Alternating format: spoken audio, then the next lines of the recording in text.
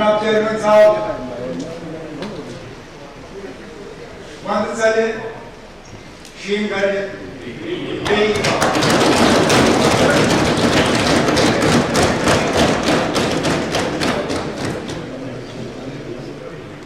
सर्दियों का मौसम निकल जाएगा,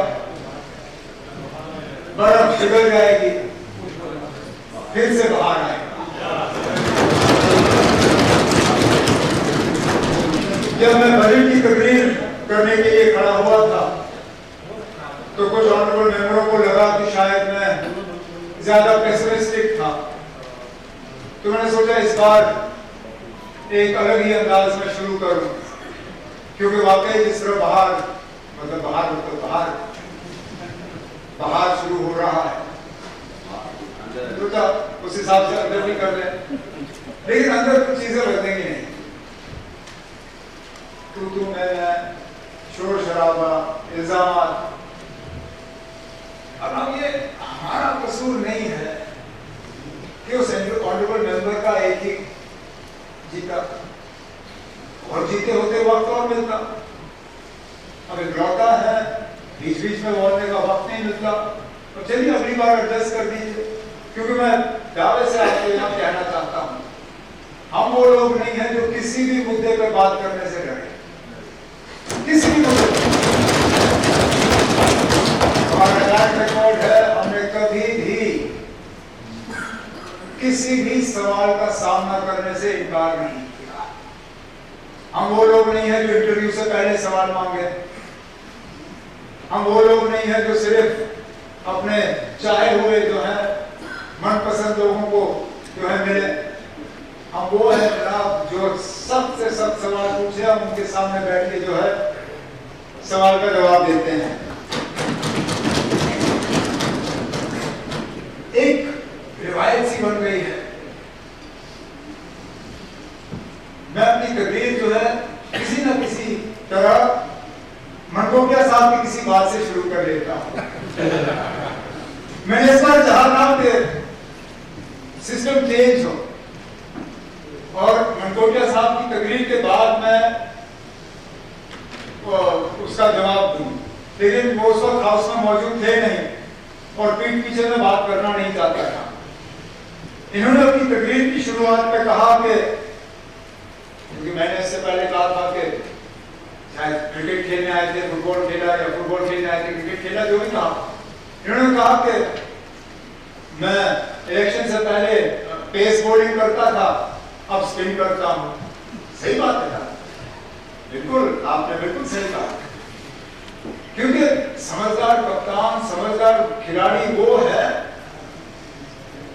जो हालात को देख के जो है अपने खेल के तरीके को बदलता है। मैंने गेम नहीं बदला, मैं गेम नहीं बदला, मैं आज भी वही सफेद क्रिकेट के कपड़ों में हूं। पेस बॉलिंग कर रहा था क्योंकि उस वक्त ऑस्ट्रेलिया की ग्रीन पिच थी, थोड़ा पेस का फायदा हुआ तो पेस किया। अब बीसीसीआई के स्पिन वाले पिच पे खेल रहा हूं, अब स्पिन कर रहा हूं, मकसद यही है कम चीजें गेम नहीं खेला था। हम वो लोग नहीं है जो शुरुआत फुटबॉल से कर रहे हैं, फिर खात्मा जो है किसी और खेल से करे। क्रिकेट खेलने के इरादे से आए हैं, ऊपर वाले की चाहत पड़ी तो मैच जीत के ही यहां से 5 साल के बाद।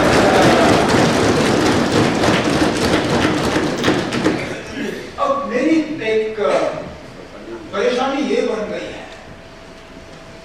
कि बात करूं तो किस अंदाज में करूं, क्योंकि अगर देखा जाए सियासी तकरीर मैंने एलजी साहब के खुतबे के डिस्कशन के बाद जो जवाब दिया, सियासी बात मैंने की, बजट के हवाले से बात जो करनी थी वो बजट की तकरीर में की। अब तो वैसे मुझे सिर्फ ग्रांट्स पे बोलना था, लेकिन ऑपोजिशन बेंचेस की तरफ से कुछ ऐसी बातें आई, मुझे स्पीकर साहब ऐसा लगता है कि कोई भी मतलब तकरीर यहाँ तैयार करके आना फजूल है, कोई मतलब कोई मकसद ही नहीं है, क्योंकि आखिरकार ज्यादातर इनकी बातें जो है 2-3 इशू पे हैं। एलओपी साहब की मैं तकरीर सुन रहा था, मुश्किल से एक आध चीज, वो भी ग्रांट्स के हवाले से नहीं, बजट के हवाले से, जिसका मैंने पहले जवाब दिया। ऑनरेबल मेंबर जो है, खासकर वो जिनका पहला सवाल लगता है। पिछले दिनों आपके ऑनरेबल एक मेंबर थे जिनका पहला सवाल मिस हुआ क्योंकि वो ट्रैफिक में फंसे थे। आज हमारे सरदीन भट्ट साहब का सवाल मिस हुआ, वो भी ट्रैफिक में फंसे होंगे, नहीं पहुंच पाए। ये हाल। हमारी कोशिश है कि शहरों को डिकंजेस्ट किया जाए। टाउनशिप के हवाले से हम बात करते हैं। मैंने जब प्रेस कॉन्फ्रेंस में कहा कि हमारे पास फिलहाल कोई टाउनशिप का प्रपोजल नहीं आया है, मैंने गलत नहीं कहा। फिलहाल मिनिस्ट्रियल लेवल पे टाउनशिप को कोई भी प्रपोजल काउंसिल ऑफ मिनिस्टर्स के पास नहीं आया है, लेकिन जब आएगा उस पर हमें गौर करना होगा। हम जब टाउन सिटीज को डिकंजेस्ट करने की बात कर रहे हैं तो इन लोगों को लेंगे कहां? जो शहर खास के हमारे ऑनरेबल मेंबर हैं, जो पुराने जम्मू शहर के जो हमारे ऑनरेबल मेंबर हैं, वो बार-बार कहते हैं ना, एक घर में 4-4, 5-5 फैमिलियां, इनके लिए ऑल्टरनेट अरेंजमेंट करना होगा। तो टाउनशिप को लेके जब ये बवाल पैदा होता है ना, पता नहीं किसको बसाएंगे, अपने लोगों को बसाएंगे, बाहर से किसी को बसाने का हमारा कोई इरादा नहीं है। हमारा इरादा है, जिस तरह आपने जब पीडीपी और बीजेपी की सरकार थी, उस वक्त मुझे याद है ऐलान हुआ था, new Srinagar, new Jammu, greater Srinagar, greater Jammu. उस वक्त जब शहर को डिकंजेस्ट करने का प्रोग्राम था, वही हमारा प्रोग्राम है। हमारा भी यही इरादा है कि हम नए सैटेलाइट टाउनशिप्स, नए रेजिडेंशियल कॉलोनियां, ये हम कायम करें ताकि ये शहर जो है इनको हम बचा पाए। नहीं तो ये फटने पे आए हैं। अब एक जगह से दूसरी जगह जो है हम पहुंच नहीं पाते।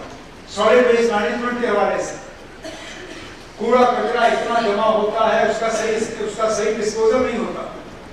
कोई मौका नहीं ऐसा जब हमारे मुबारक साहब उठते अक्षण की बात नहीं करते। वो दूसरी बात है कि जब अक्षण को डंपिंग ग्राउंड के तौर पे इस्तेमाल करना शुरू किया था, तब वहां कोई आबादी थी नहीं। आबादी उसके बाद बसी वहां पे, ये जानते हुए कि वहां डंपिंग साइट है। लेकिन अब वो हमारे लिए एक ह्यूमैनिटेरियन प्रॉब्लम बन गया है।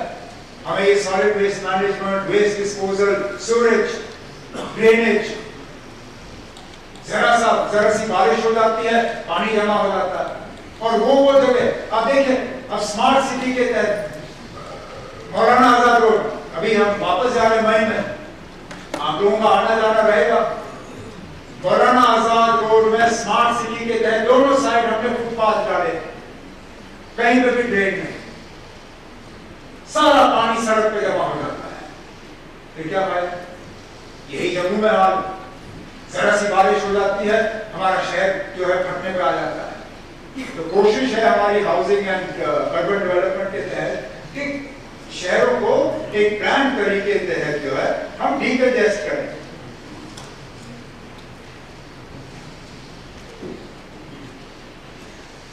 डिजास्टर मैनेजमेंट रिलीफ के हवाले से जो कटमोशन आपने मूव किए, उनके जवाब हमें दिए।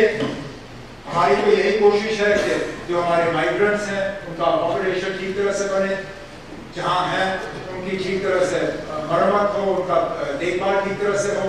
बीच बीच में खासकर जब्ती को लेके कुछ शिकायतें आती हैं, उन शिकायतों को बीच बीच में दूर करने की कोशिश की जाती है। नए फ्लैट्स, नए अकोमोडेशन जो हैं, जो अभी इन प्रोसेस हैं, उनको कंप्लीट कर दिया जाएगा। और जो हमारे बाकी रेफ्यूजीज वगैरह हैं जिनको पैसा मिलता है गवर्नमेंट की तरफ से, वो जो है उनको मिलना जो है वो मिलता रहेगा। कल्चर के हिसाब से आखिरकार कल्चर बचाना जो है कि हमारी सबसे बड़ी बहुत बड़ी जिम्मेदारी है, क्योंकि ये विरासत में मिला है। जम्मू का अपना कल्चर, कश्मीर का अपना। एक फेज के तहत अभी हम 33 हेरिटेज साइट्स जो हैं उनको रिस्टोर करने का काम कर रहे हैं। इसमें लगभग कोई 65 करोड़ जो है वो खर्च किए जा रहे हैं। कश्मीर में गणपतिया टेम्पल, खानका सोख्ता, राम मंदिर, सफा कदल, सेंट मेरीज चर्च, गुलमर्ग, हमारे कई सारे सूफी श्राइन्स हैं, उनको लेके इनके रेस्टोरेशन का काम।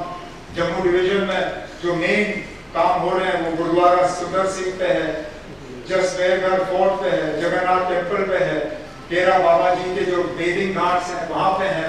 और ये फर्स्ट फेज का काम हो जाएगा तो उसके बाद 73 एडिशनल साइट्स हम सेकंड फेज में लेने की बात कर रहे हैं, जिसमें वो बाद में लगभग तो 160 करोड़ का वो प्रोजेक्ट होगा, ताकि और जो हमारे कल्चरल और हेरिटेज साइट्स हैं उनको हम बचा पाएंगे। मुबारक मंडी की बार बार यहाँ पे बात आती है, तो मुझे अफसोस इस बात का है कि मुबारक मंडी का प्रोजेक्ट अभी तक मुकम्मल हुआ नहीं। ये शायद अगर मेरी याददाश्त सही है, ये गुलाम नबी आजाद साहब के वक्त में शायद शुरू हुआ, फिर हमने इसको आगे किया। उम्मीद तब थी कि इस 10 साल के अरसे में जब यहाँ हम ना आप थे ना हम थे, ये मुकम्मल होगा, लेकिन अभी भी इस पे काम आहिस्ता आहिस्ता चल रहा है और हमारी कोशिश ये रहेगी कि इसको हम कंप्लीट करें, क्योंकि वाकई ये हमारा एक सिंबल है, न सिर्फ जम्मू शहर का बल्कि जम्मू कश्मीर का, ये हमारी हिस्ट्री का एक सिंबल है। और इसके लिए अगले साल जो 60 करोड़ रुपए रखे गए हैं, कोशिश की जाएगी कि अगले 3 साल के अंदर मतलब इस हुकूमत के टर्म के अंदर मुबारक मंडी का सारा काम जो है उसको कंप्लीट कर लेंगे। डिजिटलाइजेशन उसका भी मैंने प्रमोशन के तहत जवाब जो है वो हाउस तक पहुंचा दिया है। प्लानिंग डिपार्टमेंट का मैं ज्यादा जिक्र करूंगा नहीं, सिर्फ इतना जरूर कहूंगा कि प्लानिंग डिपार्टमेंट के जो जिम्मेदारियां थी वो अब है नहीं, और ये काफी हैरानगी की बात है, क्योंकि मैं प्लानिंग मिनिस्टर रहा हूँ, फाइनेंस मिनिस्टर पहली बार बना, और मैं अब मुझे लगता है कि उस वक्त क्या सोच के किया मेरी समझ में नहीं आता, लेकिन ज्यादातर प्लानिंग के फंक्शन जो है वो फाइनेंस को ट्रांसफर हुए। अब खुशकिस्मती से मैं दोनों टोपियां पहनता हूँ, मैं प्लानिंग का मिनिस्टर भी हूँ, फाइनेंस का भी हूँ, तो अगर मैं कहीं इनमें कोई छेड़छाड़ करूँ तो कोई मिनिस्टर मेरे से नाराज नहीं होगा, वो ये नहीं कहेगा कि आप मेरे पावर्स दे रहे हो किसी और को दे रहे हो। मैं अपने ही पावर्स किसी एक डिपार्टमेंट से लेके दूसरे डिपार्टमेंट को शिफ्ट करूंगा, लेकिन इसको समझने की जरूरत है। प्लानिंग डिपार्टमेंट का अपना एक अपनी आइडेंटिटी थी, एक अपना प्लान, एक अपना उसकी वजह। Plan department would make the plans. Finance department's job was to finance the plans. अब जो लोग फाइनेंस कर रहे हैं अगर वही प्लान भी बनाएंगे तो कहीं ना कहीं इसमें, और फिर मॉनिटरिंग, प्लानिंग डिपार्टमेंट का काम न सिर्फ प्लान बनाना था बल्कि उसके बाद प्लान के एग्जीक्यूशन को मॉनिटर करना। तो कहीं ना कहीं ये जो फैसला लिया गया था प्लानिंग के फंक्शंस को फाइनेंस में शिफ्ट करने के, इसको हमें दोबारा जो है रिव्यू करके इसको दुरुस्त करना होगा। हॉस्पिटैलिटी प्रोटोकॉल को लेकर बात आई, ना मैं इस बात पर नहीं जाऊंगा कि स्टेट गेस्ट पे कितना खर्चा हुआ कितना नहीं हुआ, क्योंकि हम सब करते हैं।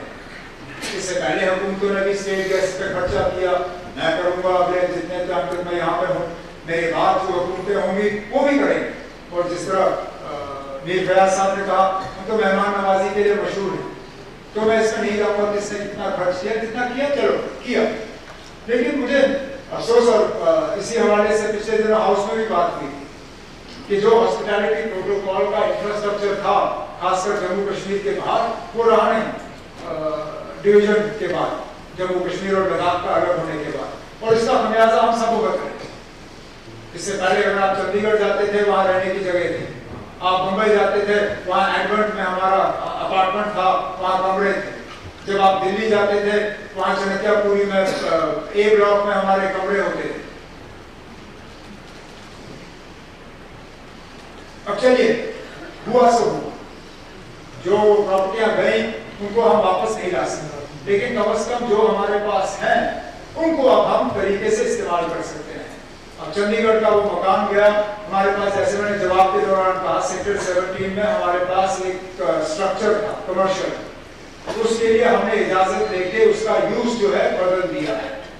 अब वहाँ चंडीगढ़ के वो सेक्टर 17 में अब उसको एक स्टेट गेस्ट हाउस के तौर पे इस्तेमाल किया जाएगा, और लगभग 13 करोड़ रुपए वहाँ पर जो है वो पेशेंट्स होंगे, स्टूडेंट्स होंगे, ऑनरेबल एमएलएस जो बाकी यहाँ से जाएंगे उनके इस्तेमाल के लिए होगा। इसी तरह दिल्ली में चनकियापुरी में जगह कम है, लेकिन अच्छी बात यह है कि पृथ्वीराज रोड में जगह अभी काफी है। हेरिटेज स्ट्रक्चर जो हमारा है उसको कोई छू नहीं सकता, ना कोई इसको कोई छूना चाहता है, लेकिन उस हेरिटेज स्ट्रक्चर के पीछे भी हमने काफी कुछ बनाया है।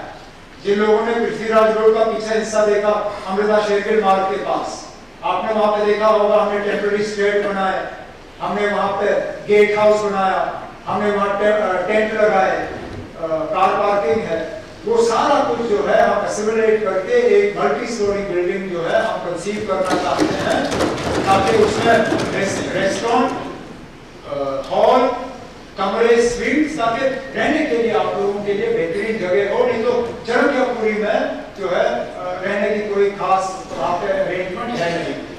राजा की मार्ग का एक पुराना इशू है और ये भी हमारी पहचान है। The original Kashmir house is राजा की मार्ग। ओरिजिनल कश्मीर हाउस जो है वो पृथ्वीराज रोड नहीं है। हम कहते हैं इसको जम्मू कश्मीर हाउस, लेकिन अगर आप देखें महाराजा साहब का जो एम्ब्लम है वो राजा जी, वो पृथ्वीराज रोड पे नहीं, वो राजा जी मार्ग के मेन बिल्डिंग पे है। अब बदकिस्मती से वो बिल्डिंग जो है वो फौज के इसमें कंट्रोल में, हमारी लाख कोशिशें रही, हम उसको खाली नहीं कर पाए। अब बीच बीच में आप लोगों ने ये कहा कि अच्छे काम में आप हमारे साथ हो ना। राजा की मार्ग को खाली करने से मुझे या ट्रेजरी बेंचेस को अकेले फायदा नहीं होगा। ये जम्मू कश्मीर की आइडेंटिटी है, इसको महाराजा साहब की विरासत ही समझनी चाहिए।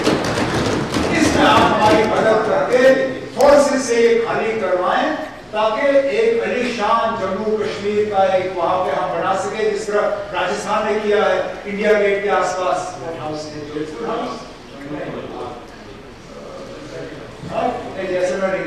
कोई हाउस है वहां इंडिया गेट के आसपास जो राजस्थान में डेवलप किया है, हम भी कर सके। लेकिन उसके बाद बावजूद जो वहां थोड़ी बहुत जमीन हम कब्जे से खाली कर पाए हैं, उसको हम इस्तेमाल करेंगे वहां इंफ्रास्ट्रक्चर कायम करने के लिए। द्वारका वगैरह के हवाले से मैंने इससे पहले बात की। एस्टेट्स को लेके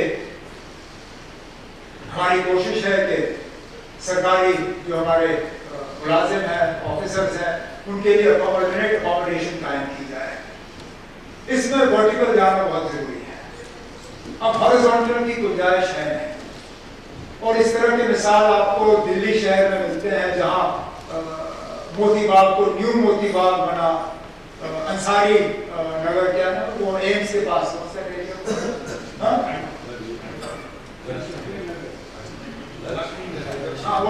एम्स के पास, वहां पे भी मल्टी स्टोरी बिल्डिंग्स बने। मेरा मानना है कि चाहे जम्मू में हो चाहे श्रीनगर में हो, जहां जहां हमारे सिंगल स्टोरी, टू स्टोरी के गवर्नमेंट अकोमोडेशंस हैं, आहिस्ता आहिस्ता करके उनको डिमोलिश करके हमें मल्टी स्टोरी बिल्डिंग्स जो है अपने ऑफिसर्स और अपने स्टाफ के लिए बनाने होंगे। इसी के साथ साथ जहां पे गुंजाइश होगी वहां पे ऑनरेबल एमएलएज और मिनिस्टर्स के लिए बेहतरीन अकोमोडेशन, क्योंकि आज अकोमोडेशन की बहुत सख्त कमी है। अफसोस मुझे इस बात का भी है कि इसमें भी हम फिलहाल जिस तरह हमें ये मकान खाली करने चाहिए थे, हम नहीं कर पाए। आप में से कई सारे ऑनरेबल एमएलएज हैं जिनको हमने मजबूरन कहा कि आप प्राइवेट अकोमोडेशन ले लीजिए। यहाँ हमारे ऑनरेबल मिनिस्टर्स हैं जो अपने एंटाइटलमेंट से नीचे हैं। यहाँ कुछ ऐसे हैं जो अपने एंटाइटलमेंट से ऊपर मकान में रह रहे हैं। कुछ ऐसे लोग हैं जिनकी एंटाइटलमेंट है नहीं, लेकिन वो मकान छोड़ने के लिए तैयार नहीं है। अब कोशिश की जा रही है कि हम इसमें डिसिप्लिन लाएं। कोशिश की जा रही है कि नए जो है हम इंफ्रास्ट्रक्चर इस तरह के मकान जो है वो तैयार करें। लेकिन इसमें भी हमें जो है एहतियात करना होगा, इस लिहाज से कि कभी कभार डीपीआर बनाने में हम पता नहीं क्या कर जाते हैं। अब जो हम हाउसिंग एम्प्लॉइज के लिए बना रहे हैं श्रीनगर के नजदीक, हैरान हुआ मैं पढ़ के, सुपर स्ट्रक्चर तैयार है तो डीपीआर के तहत प्रोजेक्ट कंप्लीट हुआ है। कैसे? क्योंकि डीपीआर में हमने ना पावर का अरेंजमेंट रखा है ना पानी का। अब खुदारा मुझे बताइए ना, ये कौन सा अक्लमंद है जिसने डीपीआर फ्लैट्स के बनाए बिना पावर और बिजली के, बिना पावर और पानी के? कौन जाएगा उनमें रहने के लिए? ना हाँ, सरकारी मुलाजिम से कहेंगे ना कि आपका फ्लैट है ले लीजिए, लेकिन ना इसमें पानी है ना बिजली है। तो डीपीआर बना कैसे? लेकिन पास भी हुआ, बिल्डिंग भी बनी। अब वो बिल्डिंग तैयार है, हमारे अलग नए सिरे से उसके पानी का डीपीआर, उसके बिजली का डीपीआर। आगे जाके जब इस तरह के प्रोजेक्ट्स हम उठा लेंगे, चाहे वो housing and urban development government के कॉलोनीज के हो, चाहे हमारे एम्प्लॉयज के स्टेट्स का हो, चाहे हमारे एमएलए वगैरह का हो, इसमें हम खास ख्याल ये करेंगे कि डीपीआर जो है वो कंप्लीट हो और कोई इस तरह की गुंजाइश जो है वो ना रहे कि काम जो है वो अधूरा हो। सिविल एविएशन के हवाले से कुछ ज्यादा कुछ कहना भी नहीं है, महकमा छोटा है, लेकिन आज सुबह एक ऑनरेबल मेंबर के कट मोशन के हवाले से बात आई और ऑपोजिशन बेंचेस ने रिएक्ट किया। हम किसी पे सवाल या निशान नहीं उठा रहे हैं, जिम्मेदारी इस हाउस की है। आप अगर पैसों के बारे में जो है जानना चाहते हो, पैसों के इस्तेमाल के बारे में जानना चाहते हो तो ठीक है, नहीं जानना चाहते तो कोई मुझे क्या है। वहां से सवाल आया, सवाल का हमने जवाब दिया और जवाब ये था कि 3 साल में हमने कोई 15 करोड़ जो है वो चार्टर प्लेन्स पे खर्च किए, इतना ही। हमने कोई इसमें सियासत नहीं की, हमने किसी के ऊपर सवाल या निशान नहीं उठाया, लेकिन महकमे को लेकर मैं शिकायत जरूर करूंगा। ये चार्टर हमने तब इस्तेमाल किए जब हमारा जहाज यहाँ बैठा हुआ था। और क्यों बैठा? मैं ये मानता ही नहीं हूं कि ना हमारे पास पायलट नहीं था इसलिए। पायलट तो किराए पे मिलते हैं। अगर आप फुल टर्म लगाना नहीं चाहते हो, एक महीने के लिए आपको पायलट मिलते हैं। पिछले दिनों हमारा हेलीकॉप्टर का पायलट जो है वो छुट्टी पे था, हमने टेम्पररी पायलट यहाँ जब ऑनरेबल वाइस प्रेसिडेंट साहब आए, हमने हफ्ते के लिए पायलट रखा, उसने हमारा जहाज चलाया। और जो जहाज हमने खरीदा था, जम्मू कश्मीर के लोगों ने खरीदा, अपने टैक्स के पैसों से खरीदा, हमने 5 साल उसको बाहर जम्मू एयरपोर्ट पे सजा के रखा। आप सबों ने देखा होगा जब आप वहां से उड़े और वापस आए, लापरवाही। मैं माफी चाहता हूं ये कहते हुए, लेकिन सरासर लापरवाही। क्या जरूरत थी उसको खुलेआम बाहर धूप में रखने की? अगर नहीं इस्तेमाल करना था उसको, जो मॉथबॉलिंग कहते हैं, उस हिसाब से उसको पार्क किया जाता है, ये समझते हुए कि इसको अब काफी अरसे के लिए इस्तेमाल नहीं करना है। श्रीनगर पहुंचाते, हमारा हैंगर है वहां एयरपोर्ट पे, उसके अंदर रखते, कम से कम मौसम से तो बच जाता। आज भी हमें पता नहीं है कि कितने करोड़ हमें खर्चाने पड़ेंगे इसको दोबारा एयरवर्दी बनाने के लिए। उसके बाद क्या हम बेचेंगे, चार्टर करेंगे, इस्तेमाल करेंगे, वो तो तब की बात। लेकिन आज तो हमें ये भी नहीं मालूम कि इसको दोबारा इस्तेमाल में लाने के लिए कितना खर्च करना पड़ेगा। ये तो कम से कम लोगों के पैसे का सही इस्तेमाल नहीं करना। माने कि कहीं ना कहीं इसमें गलती हुई है और उस गलती को अब हमें जो है सुधारना पड़ेगा। हेलीपैड के हवाले से बीच में यहाँ बात आई है, जम्मू एयरपोर्ट एक्सपेंशन के हवाले से मैंने अपनी तकरीर में बजट में भी बात की थी, तो मैं उसमें ज्यादा गहराई से जाऊंगा नहीं। शायद ही हमारे 50 ऑनरेबल मेंबरों ने जिन्होंने तकरीर की, किसी एक मेंबर ने भी टूरिज्म का सेक्टर टच नहीं किया। हर ऑनरेबल मेंबर ने टूरिज्म के हवाले से बात की और ये कहा कि उनके इलाके में टूरिज्म का पोटेंशियल है। हर इलाके में शायद कहीं ना कहीं थोड़ी बहुत टूरिज्म की गुंजाइश है, लेकिन उस गुंजाइश को एक्सप्लॉइट करने के लिए पहले तो हमें इंफ्रास्ट्रक्चर बनाना होगा और हमें यह भी मानना होगा कि हर कोई इलाका ऐसा नहीं है जहां टूरिस्ट जाना पसंद करेंगे। और पता नहीं स्पीकर साहब आपने आजमाया या नहीं, लेकिन मुझे अब लग रहा है कि हर किसी को लगता है कि हमारे इलाके में टूरिज्म का इलाज गंडोला है। कितने ऑनरेबल मेंबरों ने गंडोला मांगे अपनी कॉन्स्टिट्यूएंसी के लिए? मैं माफी चाहता हूं ये कहते हुए, लेकिन कहना मैं अपनी मजबूरी और जिम्मेदारी समझता हूं, गंडोला टूरिज्म का इलाज नहीं है। ये मत सोचिए ना कि हम गंडोला बनाएंगे तो खुद ब खुद टूरिस्ट मार्ट टूट के आएंगे। हमने गंडोला ऐसे भी बनाए जिनमें लोगों को बिठाना हमारे लिए मुश्किल था, नहीं चले। हमने यही समझ के, श्यामलाल जी और सलादिया साहब गवाह हैं, यही समझ के हमने यहाँ जम्मू में गंडोला बनाया। कितना चला? मुश्किल से मैं हफ्ते में एक आध दिन देखता हूँ जब वो एक सेक्टर चलता है, दूसरा सेक्टर तो चलता ही नहीं। गंडोला इलाज नहीं है। अलग इलाकों के की अलग जो है खासियत है, उनको डेवलप करना होगा। जम्मू के लिए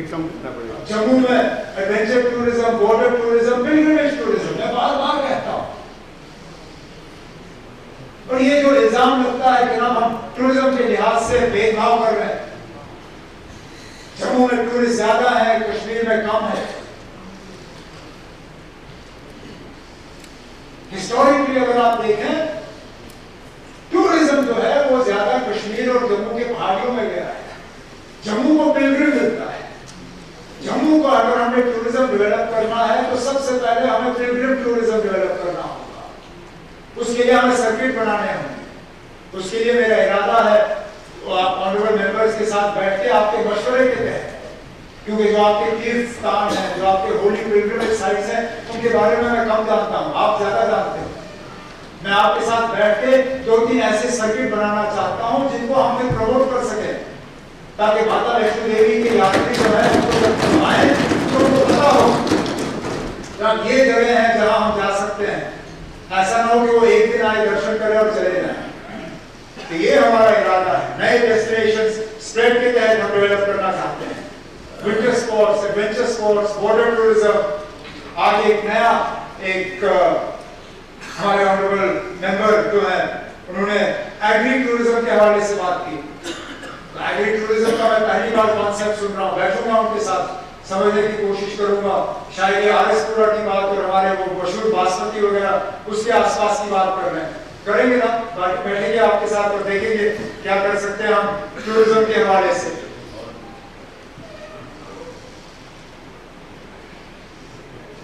इंफॉर्मेशन डिपार्टमेंट एक महकमा है जिसको मैं संभालता हूं। एडवर्टाइजमेंट्स को लेके बीच बीच में शिकायतें आती हैं। एक पिक एंड चूज पॉलिसी जो है वो अपनाया जाता है एडवर्टाइजिंग के लिए। मैं कम से कम इस हुकूमत की तरफ से स्पीकर साहब इस हाउस को अश्योर करना चाहता हूं कि हमारे तरफ से एडवर्टाइजिंग के मामले में कोई पिक एंड चूज, कोई भेदभाव नहीं होगा। ट्रांसपेरेंट तरीके से जो है एडवर्टाइजिंग जो है अखबारों में बांटेंगे। लेकिन एक चीज का पता नहीं मुझे ये कहना चाहिए या नहीं कहना चाहिए, लेकिन चलो कह ही देता हूं। वो अखबार जो सिर्फ और सिर्फ हुकूमत के एडवर्टाइजिंग पे जिंदा रहते हैं, अखबार का काम नहीं कर सकते, क्योंकि वो सिर्फ और सिर्फ हुकूमत को खुश करने के लिए काम करेंगे।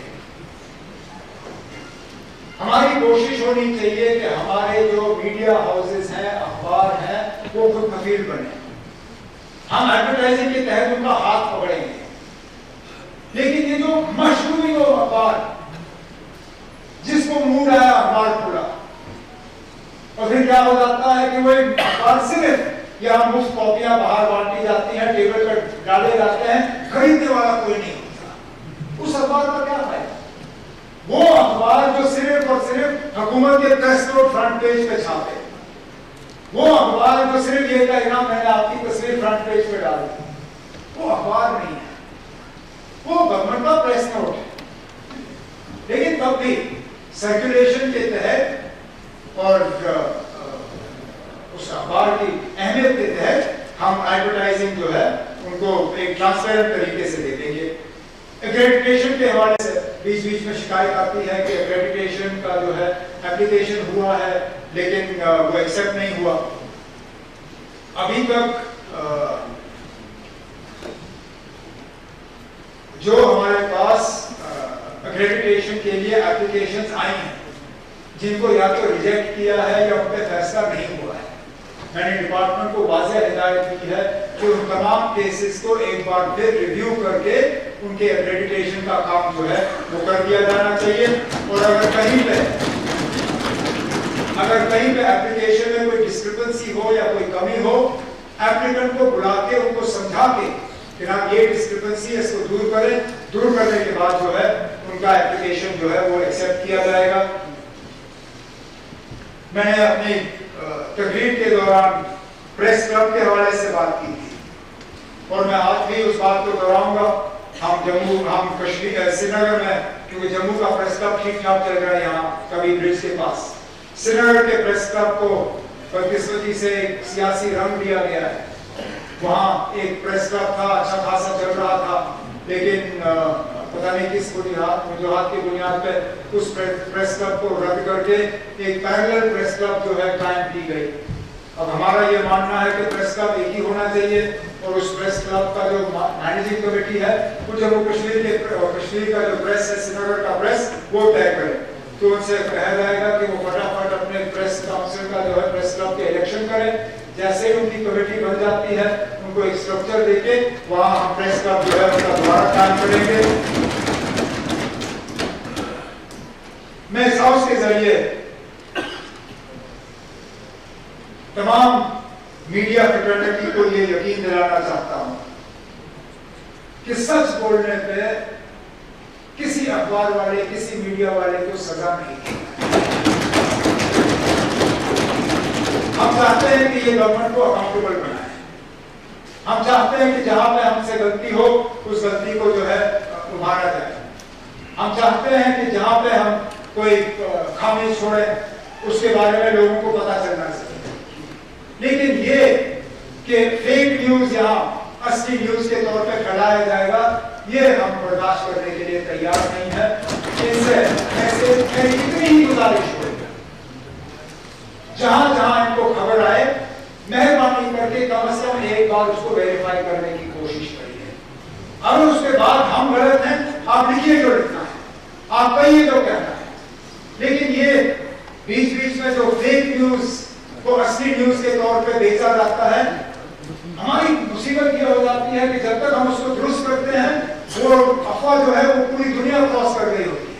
अब पिछले दिनों यहाँ शराब के ठेकों के हवाले से सरासर झूठ, स्पीकर साहब उस चीज में एक लफ्ज सही नहीं, लेकिन जिम्मेदार चैनल, अखबार, मीडिया हाउस एक बार भी उन्होंने हुकूमत से ये जानने की कोशिश नहीं की कि क्या ये दुरुस्त है या नहीं। उनके पास मेरे नंबर है।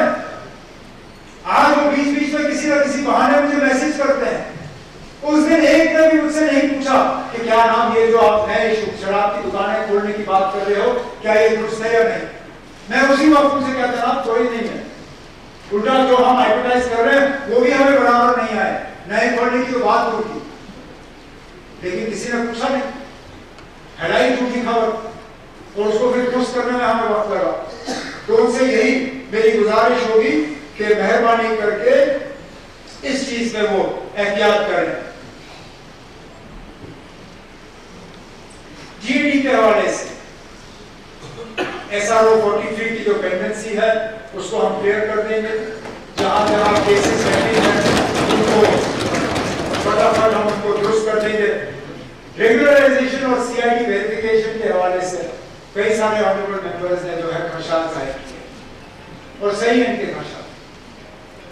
जब हम CID वेरिफिकेशन के बुनियाद पर लोगों की नौकरियों को रोकते हैं, एक तरफ से हम CID को वेपनाइज करते हैं, उनको हथियार के तौर पे इस्तेमाल करते हैं। CID का काम हथियार के तौर पे इस्तेमाल होना नहीं है। और तो और पिछले दिनों फरवरी के महीने में हाई कोर्ट का जो ऑर्डर आया, उस हाई कोर्ट के ऑर्डर के तहत ये बिल्कुल सही, मतलब उन्होंने वाज़ेह हिदायत दी कि आप किसी के रिश्तेदार को उनके जुर्म के लिए जो है कसूरवार ठहरा नहीं सकते। जुर्म मैंने किया और सजा मेरे बेटे भुगते, ये कहीं का भी कानून नहीं है। और वाज़ेह तौर से high court of Jammu and Kashmir ने इस बात को तय किया है, you can not punish B for the crimes of A. CID department के पास ये हाई कोर्ट का ऑर्डर जो है बाकायदा है उनके पास, और उनसे कहा जाएगा कि वेरिफिकेशन के मामलों में हाई कोर्ट के इस ऑर्डर को जो है उसका पालन करना है। तो चारा नहीं।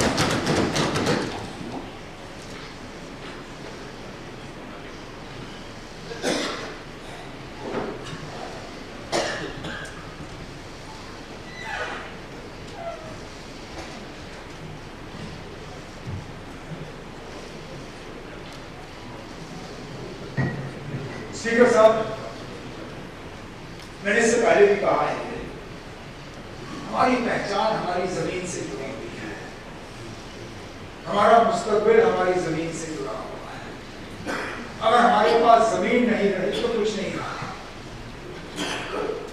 हमें विरासत में भी, चाहे वो शेर कश्मीर का लैंड रिफॉर्म्स का, मकसद यही था कि हम अपनी जमीन का मालिक जो है वो खुद बने, जमीन हमारी अपनी हो। बदकिस्मती से आहिस्ता आहिस्ता ये वो निजाम जो है वो खतरे में पड़ रहा है, कमजोर हो रहा है।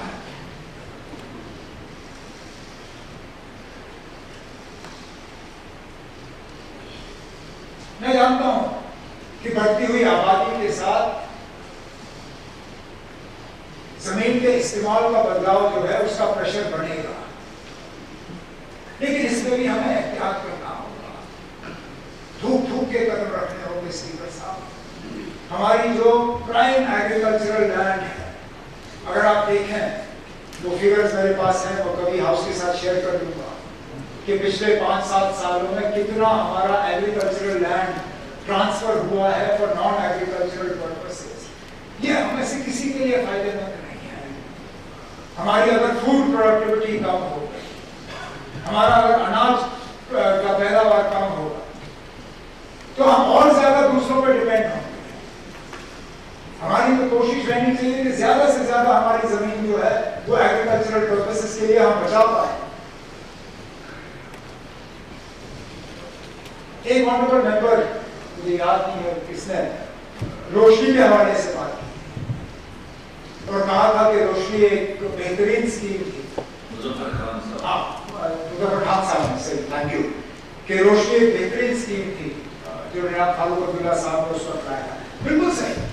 आप जानते हैं राजा साहब, आप उस वक्त फारूक साहब के काबिना में थे जब इस रोशनी की स्कीम, राजा साहब भी थे, रोशनी की स्कीम जो है उसको शेप दी गई।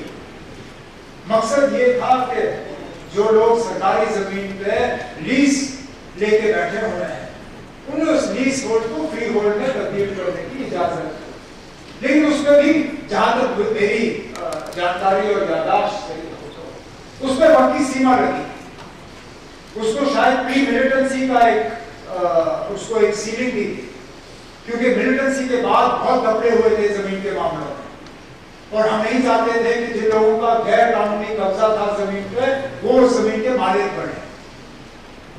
लेकिन उसके बाद जब पीडीपी कांग्रेस की हुकूमत थी और गुलाम नबी आजाद साहब चीफ मिनिस्टर थे, उन्होंने रोशनी स्कीम को बिल्कुल बदल दिया, उस पर वक्त की सीमा हटा दी, और उसी बात का नतीजा था कि हाई कोर्ट में हम उस स्कीम को डिफेंड नहीं कर पाए। आज हम इधर पे ना उधर, जिन लोगों के पास लाइव लीजें थी, जिन लोगों ने रोशनी के तहत उन लीजों को फ्री होल्ड में तब्दील किया, आज ना उनके पास फ्री होल्ड है ना लीज होल्ड है। हमें अपना लीज पॉलिसी जो है उसको दुरुस्त करना होगा, और हमें ये रोशनी की स्कीम जो है किसी ना किसी सूरत में इसको दोबारा लाना होगा। इसका फायदा सबको होगा। मैं जानता हूं कि हमारे ऑनरेबल मेंबर जो उस साइड बैठे हैं, उन्होंने रोशनी के बारे में बहुत बातें की, शायद to do what? Different opinion on this one. कोई नहीं ना। अधिकारी साहब, who will take your right away from you? We are the last ones who want to take your rights away from you.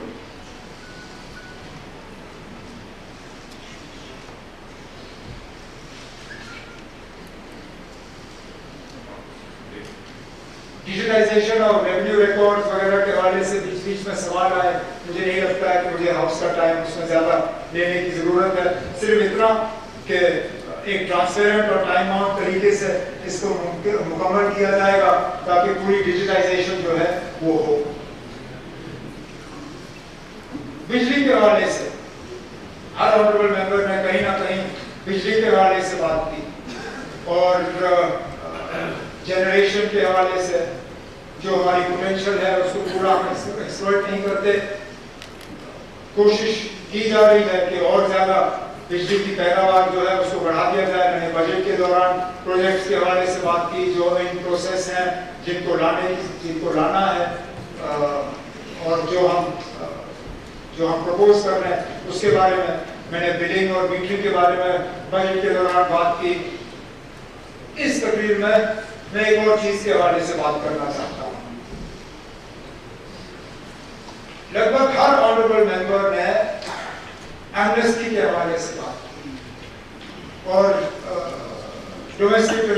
के लिए पावर एमनेस्टी के हवाले से बात की। पहली बात ये स्पीकर साहब कि मैं इस हाउस को इन्फॉर्म करना चाहता हूं कि हम ये एमनेस्टी स्कीम जो है आगे साल के लिए बढ़ाने का फैसला हमने कर दिया है। लेकिन उसके साथ साथ मेरा ये मानना है कि इसमें हमें थोड़ी सी चेंजेस लानी चाहिए।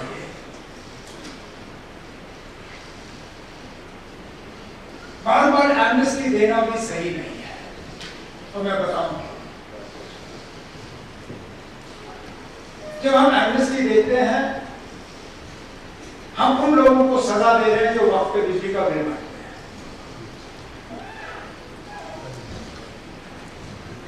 मैं और एलोपी साहब दोनों हमसाए, मान लीजिए अभी है नहीं लेकिन मिसाल के तौर पर ठीक है, हमसाए हैं, ये ईमानदार है, मैं थोड़ा बेईमान हूं,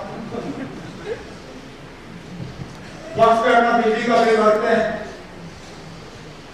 यहां वहां से बजट में अपने घर की कमी करते हैं लेकिन बिजली का बिल वक्त पे भरते हैं।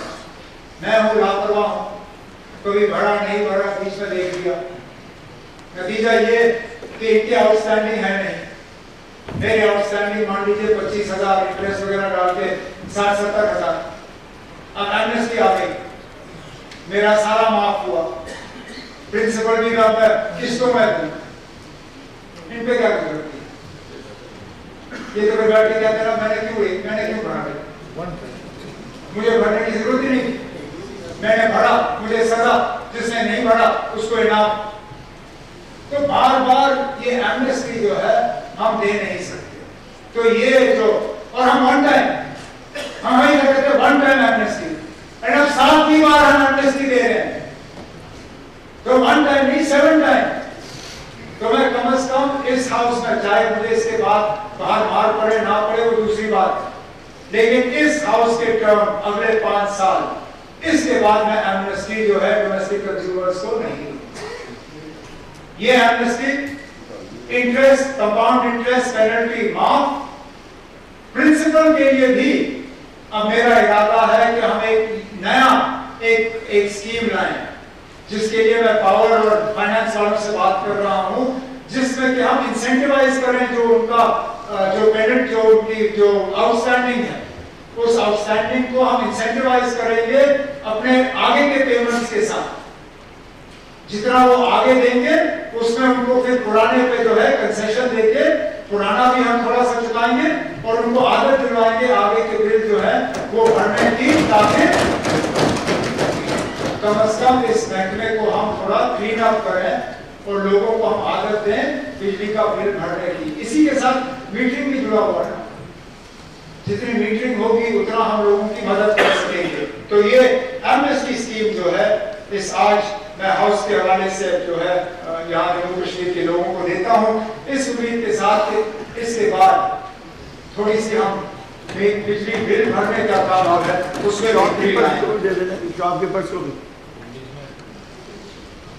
लास्ट मेन वन, क्योंकि उसके बाद मैं सिर्फ सबका शुक्रिया करूंगा। लॉ एंड पार्लियामेंट्री अफेयर्स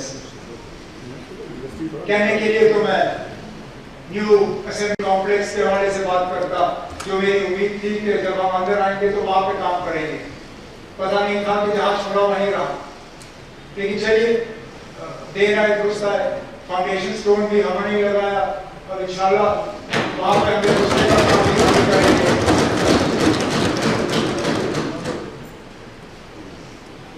हमारे कोर्ट्स को, खासकर हाई कोर्ट्स को इंफॉर्मेशन टेक्नोलॉजी का जो वीडियो कॉन्फ्रेंसिंग प्रोजेक्ट वो हमने शुरू किया है, क्योंकि हमने पाया है कि जम्मू और श्रीनगर हमारे हाई कोर्ट्स में वर्चुअल हियरिंग्स की जो है गुंजाइश है नहीं।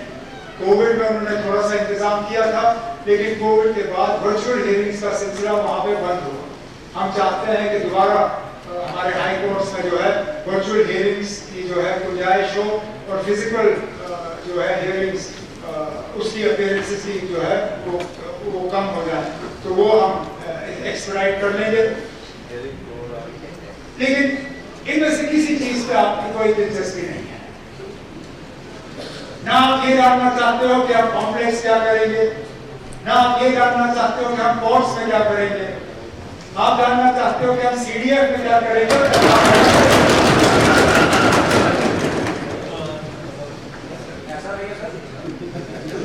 अब मैं कहने के लिए तो ये कहूंगा कि कुछ नहीं करूंगा और बैठेंगे, लेकिन वो भी नहीं करूंगा। पहली बात, स्पीकर साहब, एमएलए की तनख्वाहों में हमारी बदनामी हो जाती है। ऐसा लगता है जैसे हम पैसों के पीछे भाग रहे हैं, लेकिन सच्चाई ये भी है कि हम इस बात पर मार खा जाते हैं। अब अंदाजा करिए,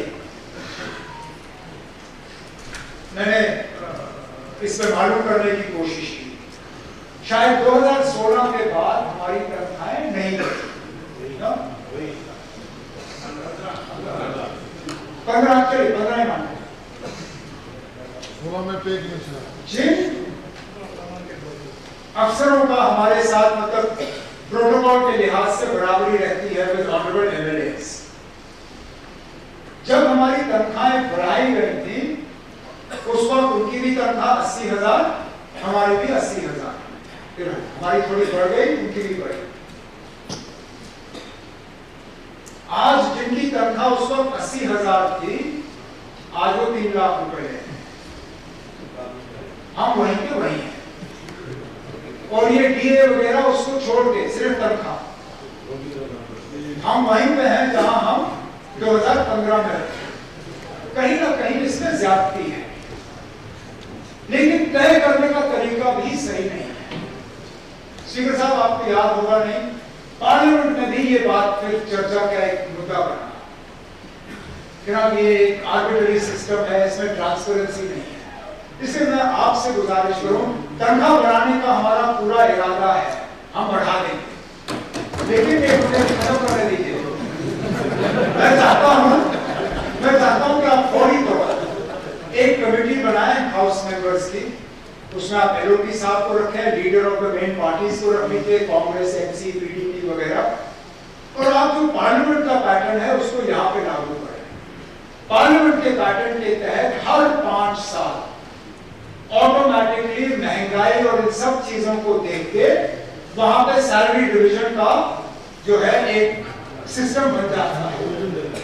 हम क्यों ना 10, 12, 13, 14 साल ठहरे और फिर बदनामी भी करें। आप मेहरबानी करके इस कमेटी को तश्कील करके इनसे कहिए कि वो पार्लियामेंट के पैटर्न पे एक स्ट्रक्चर ऐसा बनाए जिससे कि सैलरी डिवीजन का फैसला जो है वो एक ऑटोमेटिक तरीके से हो, ताकि हर 5 साल जो है जहां बाकी की तनख्वाहें भी बढ़ती हैं, वहां एक ट्रांसपेरेंट और ऑटोमेटिक तरीके से जो चुने हुए नुमाइंदे हैं उनकी भी तनख्वाह बढ़े। ये अगर आप करेंगे तो बाकी काम पे हमारा है, मैं पैसा ढूंढ लूंगा और जो तनख्वाह बढ़ानी होगी वो हम बढ़ा देंगे। पेंशन की तनख्वाह के साथ बढ़ेगी, और मुझे पेंशन का ज्यादा फिक्र है। पेंशन का मुझे इतना खास ख्याल था नहीं जब तक हम एक्सएमएलए नहीं बने। एक्सएमएलए बनने के बाद पेंशनों का हमें एहसास हुआ। जो यहाँ पहली बार एमएलए बने हैं ना, उनको अभी इस बात का एहसास नहीं है।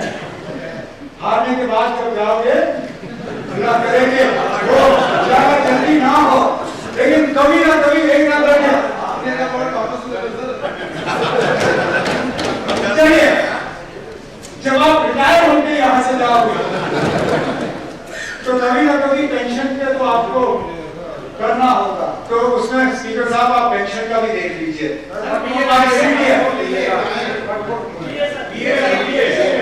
पीए का हम बढ़ा देंगे, पीए का मैं फाइनेंस से बात करके वो बढ़ा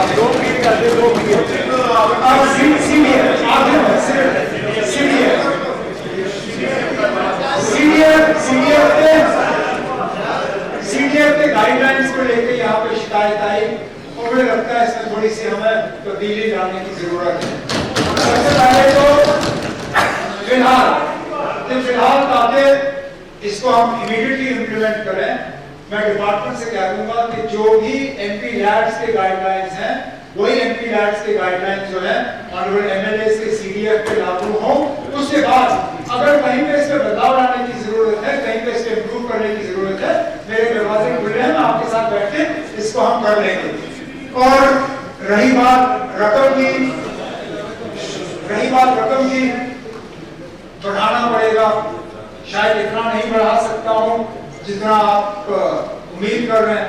ये समझ लीजिए कि मेंबर पार्लियामेंट जो है उनको 5 करोड़ मिलते हैं, उनके असेंबली हल के 10 और 15 से कम नहीं है। चलिए 5 करोड़ ना सही, मैं आज 3 से 4 करोड़ कम से कम इसे कर देता हूं।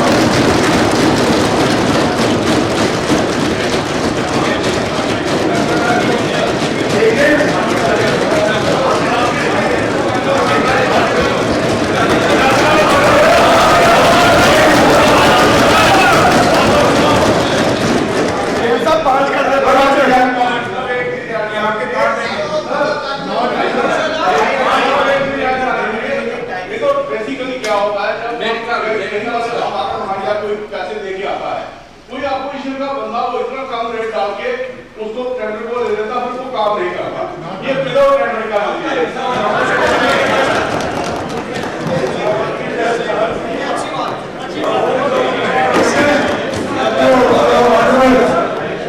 जो ऑनरेबल मेंबर साहब ने बात की, मैं शायद पूरी तरह से इसको इम्प्लीमेंट कर नहीं पाऊंगा, क्योंकि अगर मैंने 4 करोड़ के काम जो है सारे बिना टेंडर के किए, आप लोग तो बच जाओगे।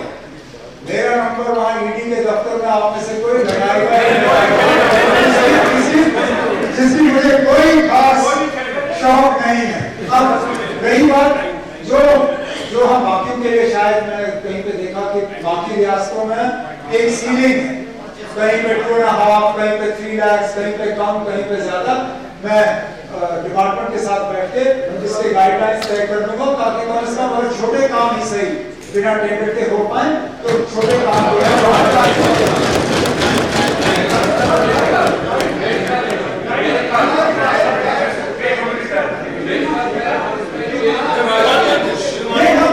मैंने आपसे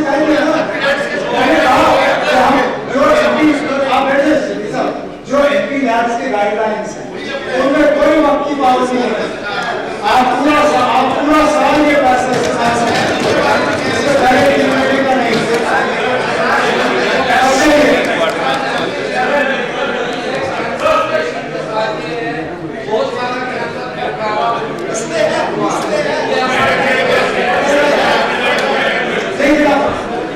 अब यहाँ खड़े खड़े हम स्कीम को ऐसे करें, ये हो नहीं पाएगा। फिलहाल आगे क्यों आपने इस एक सुनीता को मैंने एमपी लैब्स का जिक्र इसलिए किया क्योंकि इस साल का पैसा आपको जल्दी खत्म करना है। इस साल के पैसे में आपको कैंसर पेशेंट वगैरह नहीं ढूंढने होंगे। इस साल आप एमपी लैब्स का पैसा इस्तेमाल कर लो, आगे जाके जब आपका तजुर्बा होगा, अगर उस तजुर्बे के बाद इसमें कहीं तब्दीली लाने की जरूरत है, मैं आप लोगों के साथ बैठ के इसमें तब्दीली लाऊंगा, मुझे कोई एतराज नहीं।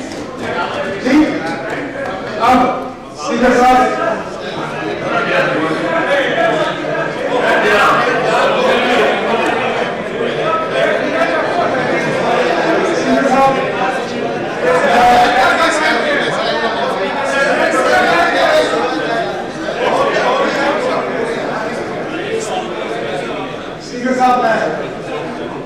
इस मौके पे अपने डिपार्टमेंट के तमाम अफसरों का, स्टाफ का दिल की गहराई से शुक्रगुजार हूँ, जो उन्होंने मेहनत की इन कट मोशंस के जवाब को तैयार करने में।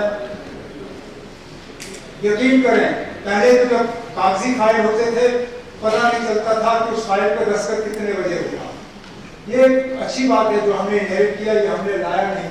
ये जो ई फाइलिंग का सिस्टम, मैंने अपनी तकरीर में उसका जिक्र किया नहीं, लेकिन ये ई फाइलिंग का जो रेवोल्यूशन यहाँ जम्मू कश्मीर में आया है, ये एक अच्छी बात है जिसकी हमें सराहना करनी चाहिए। आज फाइलों के वक्त का स्टैम्प लगा होता है। आप यकीन करें स्पीकर साहब, मेरे कट मोशंस के फाइलों का जवाब जब मैं सहरी के लिए उठा, शायद उस पर आखिरी टाइम स्टैम्प कोई 4:45 बजे सुबह मेरे अफसरों ने उस पर वो सिग्नेचर करके मेरे पास भेजे मंजूरी के लिए। मतलब ये कि रात भर ये लोग बैठे रहे, रात भर असेंबली सेक्रेटेरिएट के लोगों ने काम किया। मैं उनकी मेहनत का बेहद शुक्रगुजार हूँ। यहाँ ऑनरेबल मेंबर्स जिन्होंने कट मोशन के तहत कुछ जानकारी हमें भी दिलवाई, उसके लिए शुक्रगुजार हूँ। जो ऑनरेबल मेंबर्स ने डिस्कशन में हिस्सा लिया, जो मैंने एक एक का यहाँ पे उनकी तकरीरों की पॉइंट्स मैंने नोट किए, जहाँ जहाँ हमें उन पर अमल करना होगा करेंगे।